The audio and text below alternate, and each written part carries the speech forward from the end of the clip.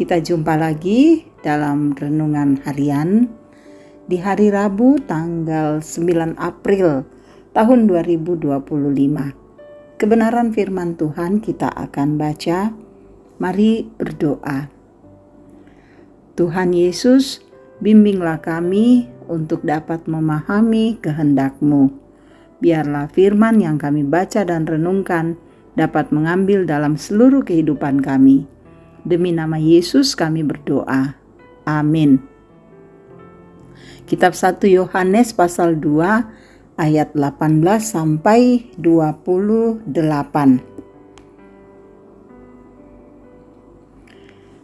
Anak-anak, inilah waktu yang terakhir.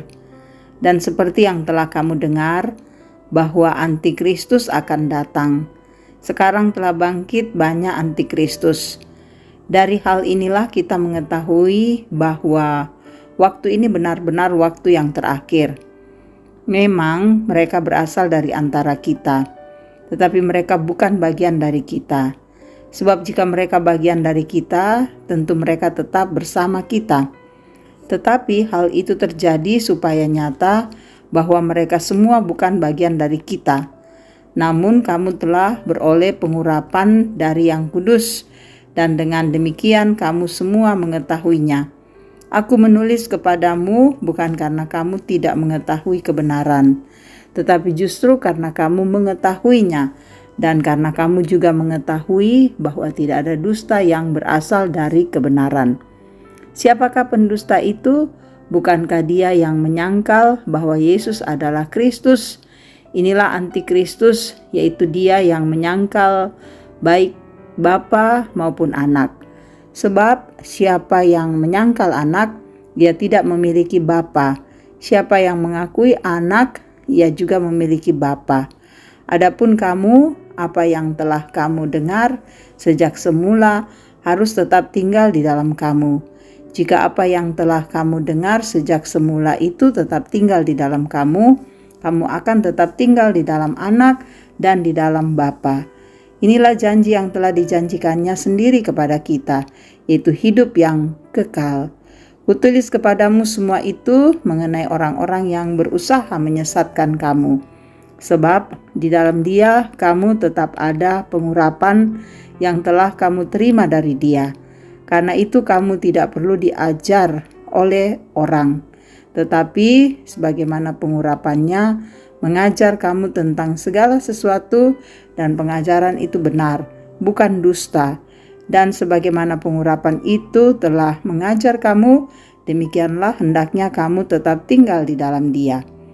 Jadi sekarang anak-anakku, tinggallah di dalam Dia, supaya apabila Ia menyatakan dirinya, kita beroleh keberanian, percaya, dan tidak usah malu terhadap Dia pada hari kedatangannya. Demikian firman-Nya. Amin. Tema kita saat ini, saudara-saudara, waspadailah penipuan. Apa yang terbesit di benak kita tak kala mendengar kata antikristus? Mungkin saudara yang terbayang adalah adanya orang-orang yang berlaku kejam terhadap umat Kristen. Barangkali yang kita ingat adalah penganiayaan dan penghambatan terhadap para pengikut Kristus. Ingatan dan bayangan yang demikian tentu tidak keliru. Namun demikian, kita perlu melihat dan menyadari bentuk dan wujud lain. Sebutan antikristus tidak hanya menunjuk kepada orang yang menentang Kristus. Kata anti dalam bahasa Yunani memang arti dasarnya adalah melawan atau menentang. Tetapi kata itu juga bisa berarti di tempat. Jadi antikristus, saudara, bisa berarti di tempat Kristus atau mengambil tempat Kristus. Sebutan antikristus hanya digunakan oleh penulis surat Yohanes.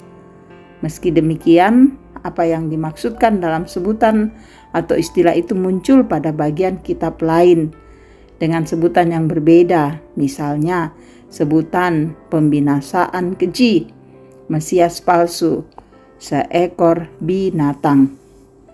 Saudara, di tengah kehidupan orang Kristen yang disapa penulis surat Yohanes sebagai anak, sedang tersebar ajaran yang menyangkal kealahan Yesus dan menolak sebutan Bapa untuk Allah. Ada anggota jemaat yang memisahkan diri dan sedang memalsukan pengajaran tentang Kristus. Mereka itulah yang mesti diwaspadai. Bagaimana membedakan saudara yang palsu dan yang asli? Yang paling mungkin adalah dengan melihat apa yang terjadi dengannya ketika digunakan atau ketika sesuatu itu berada dan bergerak dalam konteks tertentu. Kayak atom asli dan kaca yang tidak asli akan ketahuan kalau digunakan, terutama kalau ia dibenturkan dengan benda keras. Yang pasti yang asli lebih tahan. Kalaupun keduanya pecah, pasti bentuk pecahannya berbeda. Jadi jelas saudara bahwa pengamatan sepintas dengan mata kepala tidak bisa sampai pada menyimpulkan mana gelas yang asli. Kita gampang tertipu dengan pengamatan sepintas. Tertipu dalam hal-hal yang sepele tentu tidak berakibat fatal. Tetapi dalam perkara iman sangatlah fatal. Karena itu saudara waspadalah.